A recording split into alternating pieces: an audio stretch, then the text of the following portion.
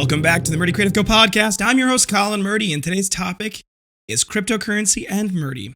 But first, I want to say thank you to everyone who's supported the company so far. If you haven't got a chance, go check us out on the web at murdycreative.co.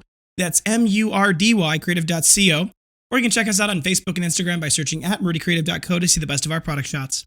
Follow us, keep up to date with our daily photos, and be the first one to know about new product launches.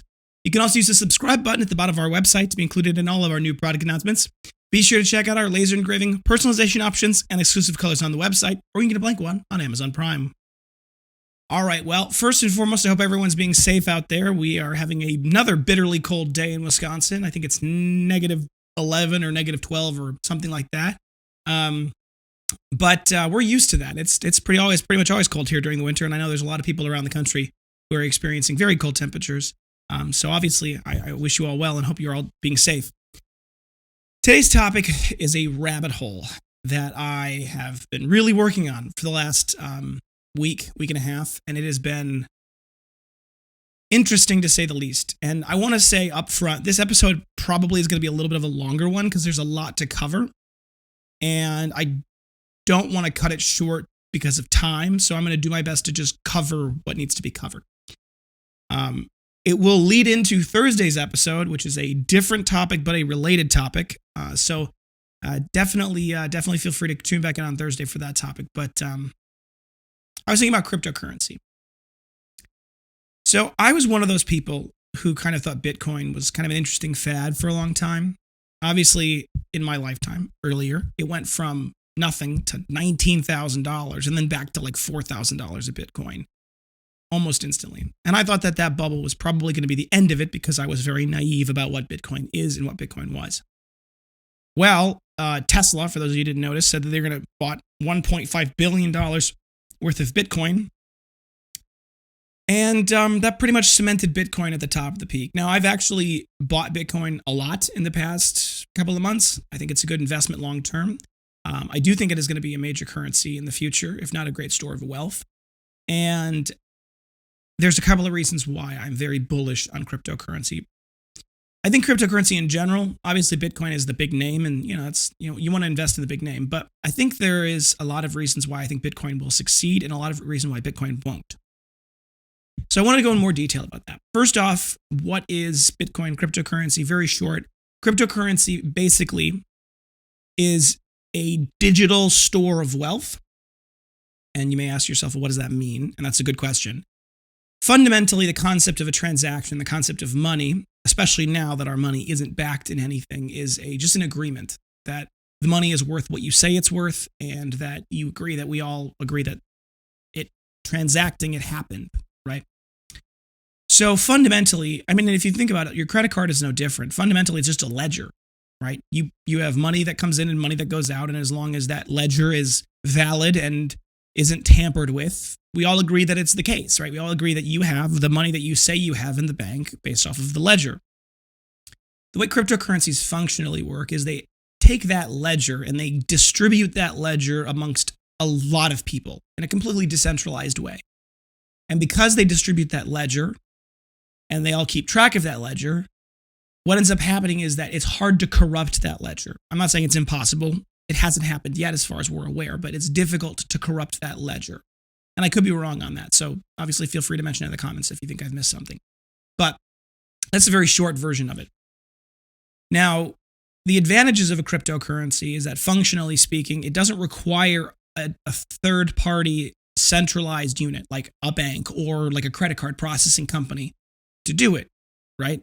You and I can transact money without having any third party. It's very similar in many ways to cash in that regard. And it's hard to think of it that way because we've always, in the modern world of digital currency, we've never had a decentralized currency, right? If you wanted to buy something with your credit card, that was a third party that was facilitating that payment, mainly the credit card company, as well as the bank. Well, recently, a lot of things have happened that have made me more bullish on crypto. And to give you more context, I'm going to go even further back in history to the Third and Fourth Amendments. Now, the Third Amendment is that the government cannot quarter soldiers in your home, and the Fourth Amendment protects from unreasonable searches and seizures of property. Now, functionally, the Third Amendment for a lot of us is kind of a weird one. Like, why would that quartering soldiers in your home be an issue, right? Why would that? And functionally, it's because that is like putting a spy in your home. And the Founding Fathers had just come out of a war where the British soldiers were quartered in their homes and did function in many ways as spies. So I think in many ways what they were capturing in both the Third and Fourth Amendment is the right to privacy, which has been litigated and discussed ad nauseum for the last 2 decades, if not longer. And it brings up a really interesting point, which is the idea that the government cannot unlawfully go into your home and spy on you. The government cannot unlawfully go into your search history or your banking records or any of that stuff to find stuff without reasonable cause, and they have to go present that to a judge who decides that cause is reasonable. And I think that is a wise way of setting things up, because the problem is this: we know that while we like to think of the government as in many ways a benevolent thing, I think a lot of people like to look at the government that way. Unfortunately, the government is made up of people, and people are sinful. They have their own biases and their own agendas, and at times they can use their power and their position for both good and for bad. And there have been plenty of instances where people have unreasonably been subjected to scrutiny or persecution based off of based off of just about anything. Martin Luther King Jr. was put in jail quite a few times, right? Like, the government can use its power for evil. That's absolutely a fact. And it does. And so by having the Third and Fourth Amendment, the idea was that you'd have to have a judge, and the likelihood of all of that system being corrupt is hopefully at least limited. So that was fundamentally the core. Recent events have brought to light certain instances where third parties, think big tech, big business, big banks, are willing to give the federal government data on their consumers, on their customers, without being requested. And if you're curious as to a most recent example, you can look up Bank of America. They recently turned over all of the credit card data associated with their customers for anybody who was in Washington, D.C. on January 6th, unprompted. Now, regardless of what you think about what happened on January 6th, no matter whether you're one direction or the other, the idea that a credit card company, and functionally a bank, would unprompted give the federal government all of that data should concern you. Because just as easily as that can go in your favor, if you're on one side, it can go against you. I was one of those people that believed that, well, if you're not doing anything wrong, why would you care about what the government could see? And it was pointed out to me that, for example, weed was illegal in almost every state, well, in every state, for a long time. And people still smoked weed. And now it's legal a lot of places. What I'm trying to say by that is we have to be careful about how much power we give the government, and we need to understand that it's important to respect individuals' privacies. And currency is a very interesting problem with privacy, because especially nowadays, it's very difficult to transact things in private. And you may say to yourself, well, why would you want to have a transaction happen in private? Well, just think of one example. Maybe you don't want your prescription medicine to show up on your credit card bill. Maybe you don't want the fact that you shopped at, I don't know, I'm trying to think of a place, Victoria's Secret, right? That's a bad example, but let's just say you didn't want people to know that you shopped there. If your credit card data, if your transaction data is not private in a real sense, that gets problematic. So I think cryptocurrency is going to provide a very important aspect of privacy in the future. Because there's no central government, there's no central authority, there's no central bank, there's no central credit card that can track it. So privacy is paramount, and essentially functionally it works in many ways like cash does from a privacy standpoint.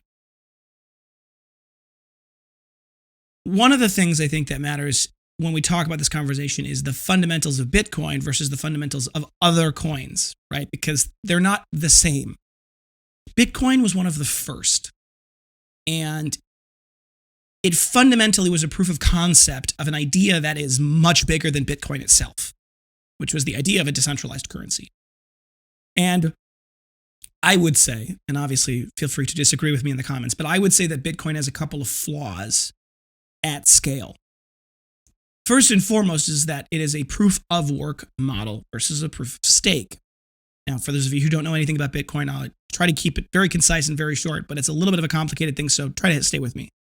Proof of work fundamentally says this. We need to have, cryptocurrency in general requires this. We need to have a bunch of people with ledgers keeping track of the transactions. That requires a lot of people separately with computers that are all plugged into the internet that can all have the ledger copies in real time and the transaction data in real time being distributed to them.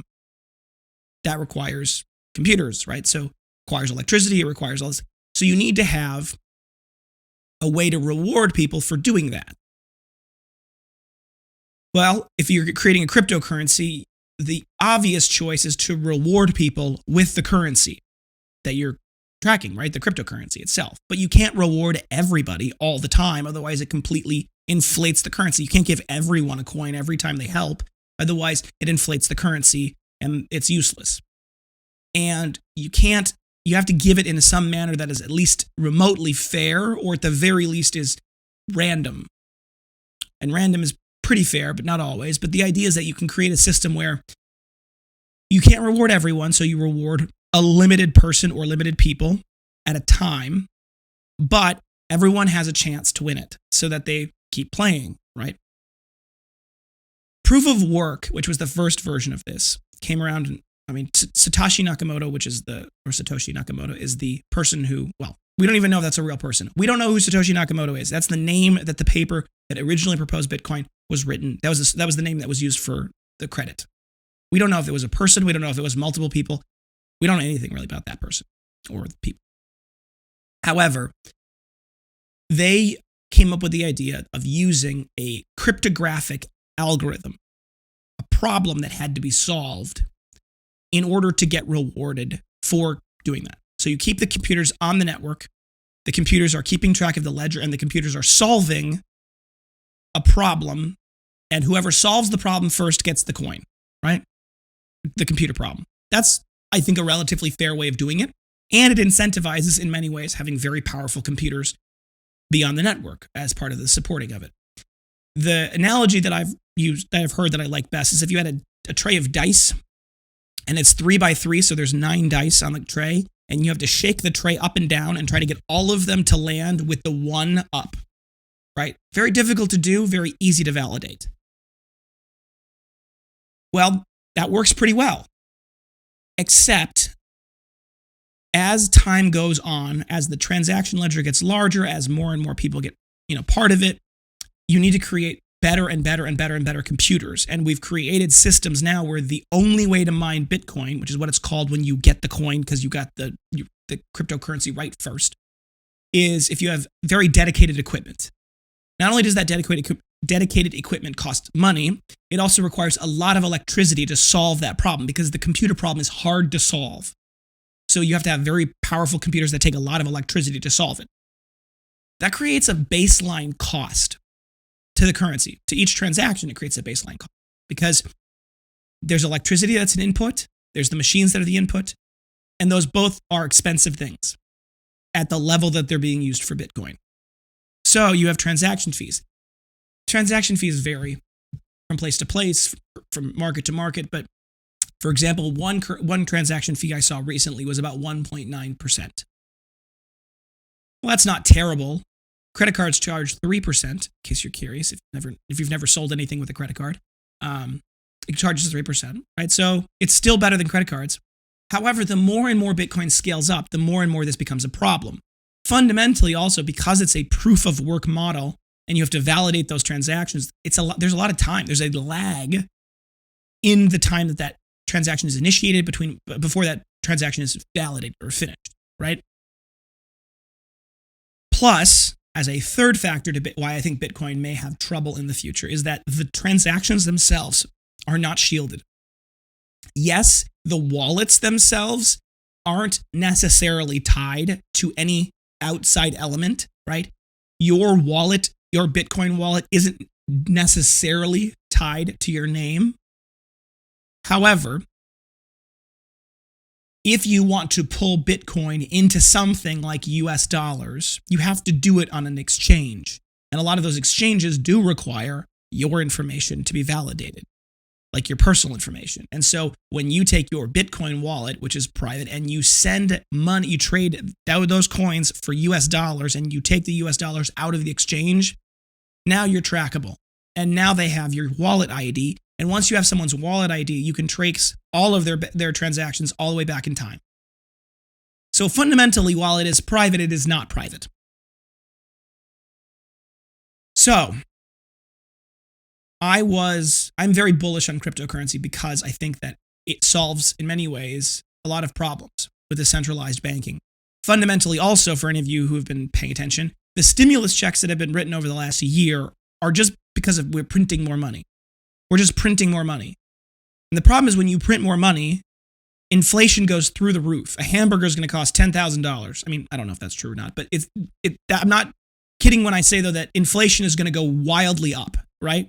We're going to see the minimum wage go to $15, but only because they're going to inflate the currency to the point where $15 is the same as today's $7. That's the only way they're going to pull it off. Now, why would the government inflate the currency like this? Fundamentally, it's because they're going to try to inflate their way out of the debt that the country owes, right? The country owes, I think, 28 trillion, 26 trillion, something like that, which is an absurd amount of money to owe anything, right? That's way too much money. Well, the simple solution, and it's a bad solution, is a fundamentally bad solution, is to inflate the currency to the point where $25 trillion is nothing. That's a disaster, economically speaking. It absolutely destroys an economy, and it penalizes people who have saved, because if you have $100,000 in the bank that you have saved and you have worked really hard for, and they inflate the currency, it is worthless. And all that work, all that sacrifice, all that time is worth nothing. So I think the inflation is bad, but I think the inflation is coming because nobody wants to be fiscally responsible. Nobody wants to cut budget costs, and nobody wants to deal with the problems that takes. And so because of that, we're just going to print more money.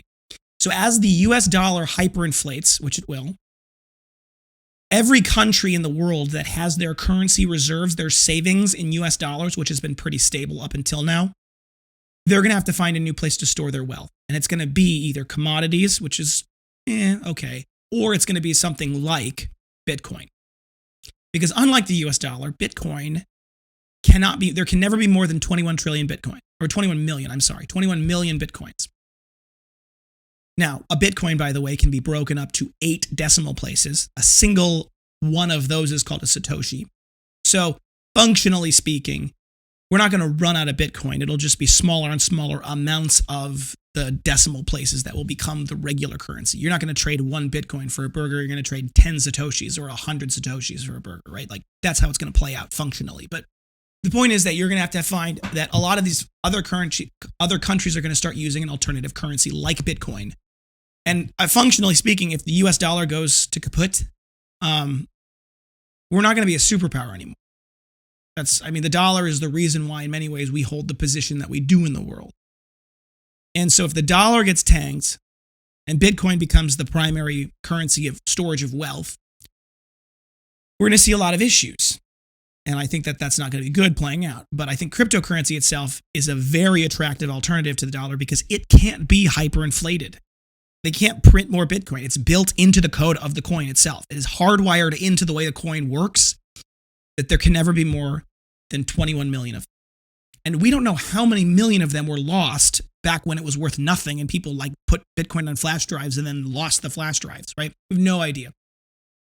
By the way, that's going to be the future of mining, in case you're curious. Like physical mining. People are going to go to dumpsters. They're going to go to, landfills, and they're going to go sort through the landfills and try to harvest, see if they can find computers that have Bitcoin on them. Because if 1 Bitcoin is worth, $1.5 million, which is not out of the question, right? 1 Bitcoin could be worth $100 million in the future. That would be very reasonable if it was the currency of the world and there's only 21 million of them or less, then one of Bitcoin is going to be a very expensive thing. And if you've got a flash drive that's got 100 Bitcoins on it because you threw it away when they were 50 cents a piece, someone could dig up an entire landfill just to find that one thing, and it would be absolutely worth it. So that's going to be a fun little scavenger hunt for the future. Regardless, cryptocurrency is going to likely be the next major world currency. And we already see this in places in South America and Africa where their currencies, their local currencies, are absolutely terrible. They're worthless currencies. They use Bitcoin and their smartphones, because a lot of them have smartphones, as the primary method of banking and keeping money, storing value, as they trade everything in Bitcoin. So how do you solve the problems of Bitcoin, right? Because Bitcoin itself, fundamentally as a cryptocurrency, is likely to see wide adoption, but it is not good at scale for transactions because of the problems I specified before. 2012, I believe it was, somebody introduced the idea of what's called proof of stake.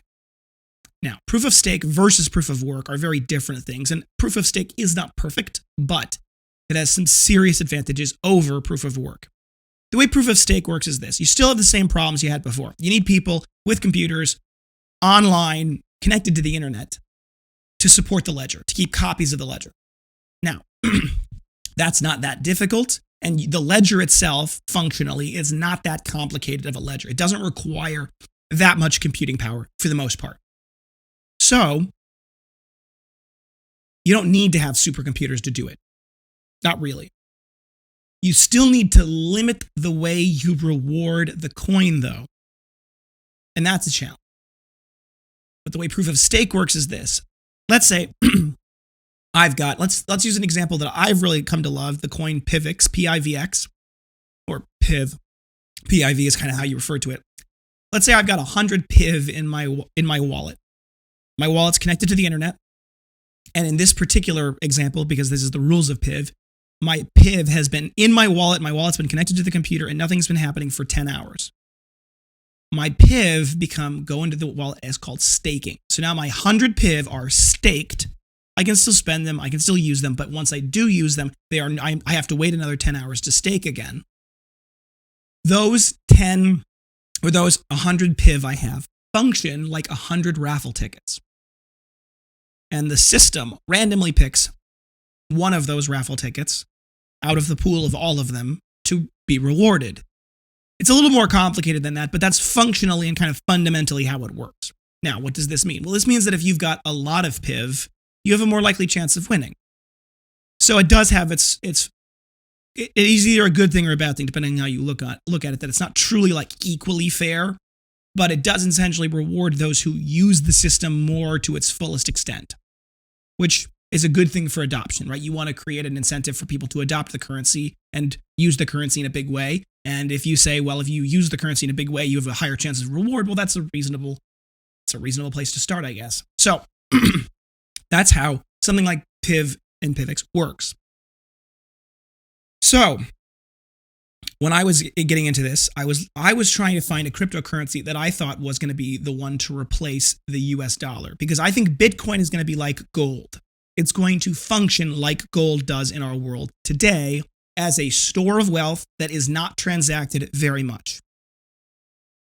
It'll function as a great stable store of wealth, but it will not be very good for actually buying and selling things because of all of the problems I stated before. Slow times, high fees, issues with the privacy. So I was trying to find the best coin that was anonymous, had very low fees, and was fast. And I think PIV, after doing a little bit of research, I think PIV is the answer to that. PIV stands for Private Instant Verified Transactions. They call PIVX is what they call it. I think it might have been Private Verified Instant Exchanges, but I could be wrong. What PIV does is this. PIV has a couple of very cool cryptographic aspects to it that are, for example, things like called the zero coin protocol, which means that if you and I, like let's say you send me money, if we have that transaction shielded, which is an aspect of the cryptography, and we can do it, you click a button to create a shielded transaction. It's not that difficult. If we have a shielded transaction, it means that our two wallets are able to verify the amount and verify that both parties have the appropriate funds, if it's two ways, but at the very least, that the one party has enough funds to transact. they're able to instantly transact that money and leave functionally no public trace of that. So there's no record of that the transaction necessarily happened or what happened in that transaction. Now you may say, how does that work with a ledger? It does, but I don't understand it fully myself, but it does. So that creates an instant transaction so that the instant part is very key. Most transactions happen within 1 second. They have to happen I believe, in less than 60 seconds by the function of the coin. It's not possible for them to last longer. So they have to happen quickly. The amount that you have in your wallet is not public to me when you send me money, unlike in other ways. So the amount of money you have is private.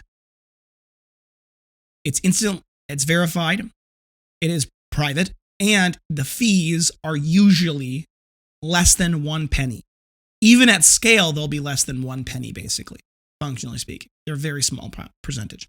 And unlike the fees for something like Bitcoin, where it goes to the miners, which creates the problem where the miners create a variable, the fees can vary, right? The way that the transaction fees work is it's burned away.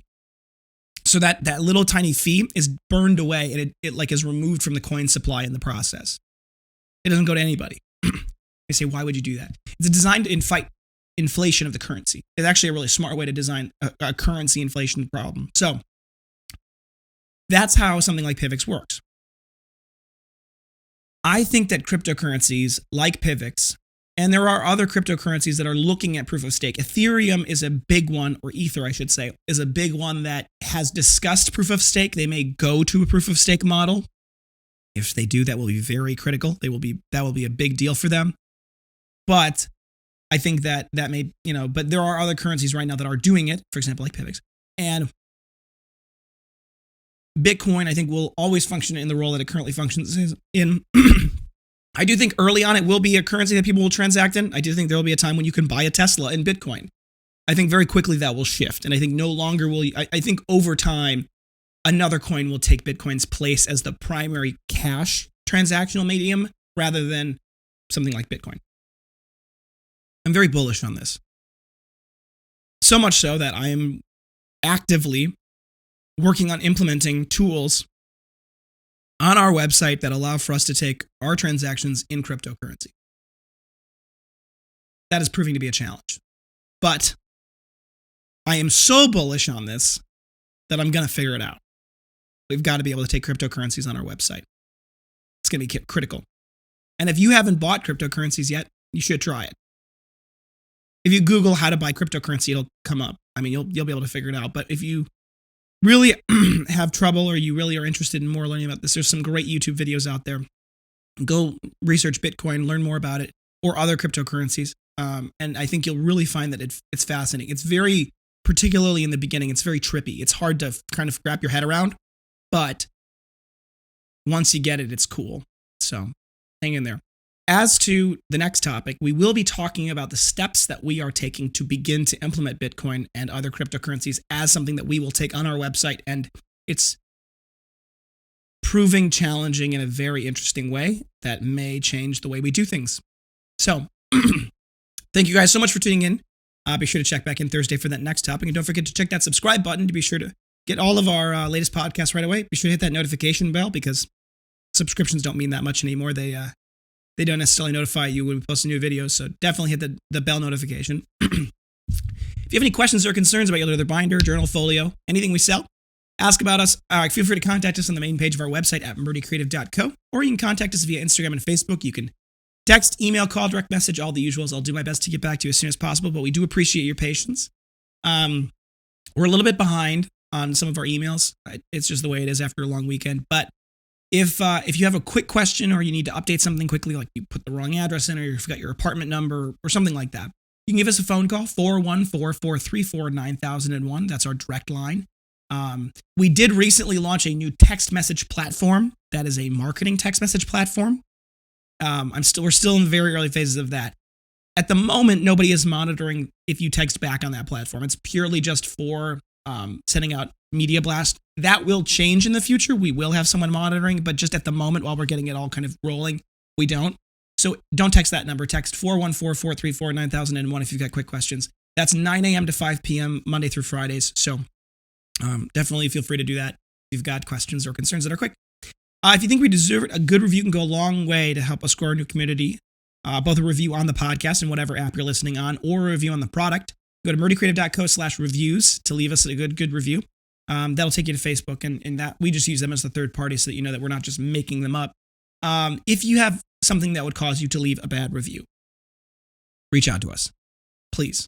We want to do everything we can to make it right. It is very important to me as a small business owner that everyone who interacts with our company has a good experience, walks away happy.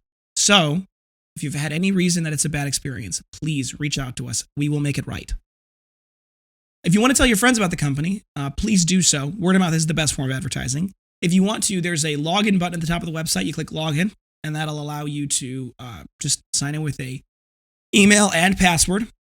That's all you need to do to set it up. And then in the bottom left-hand corner, there's going to be a rewards tab. You click on that rewards tab, it'll keep track of the points. You get 5% off, or 5% back, I should say, as in-store credit on any purchase you make. But there's also a shareable link in there. If you share that link with your friends and family and they make a purchase, they get $5 off their first purchase, and you get $5 of in-store credit. So check that out for the referrals. It's a really great way to share the company. If you have any podcast topics you want to hear more about, send them my way. I am always happy to engage with you guys, and I want to know more about what you want to know more about. So leave a comment below, send me an email. We're happy to kind of talk about stuff, so definitely inquire. If you're looking for multiple binders for gifts, giveaways, menus, really any reason, ask about our bulk discounts. Minimum order quantity for the bulk discount starts at 5. And that's either 5 of one thing or 1 of 5 things. It's just based off of the total cart quantity to qualify for those bulk discounts. And we do offer custom engraving, logos and things like that. We can't do photos very well, but we can do most icons and things like that.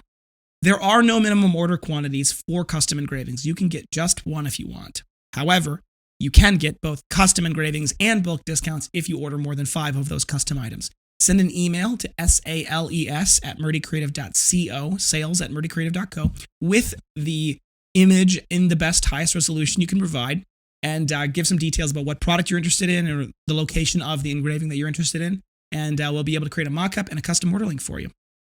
Thank you guys so much for tuning in. Have a great day, and goodbye.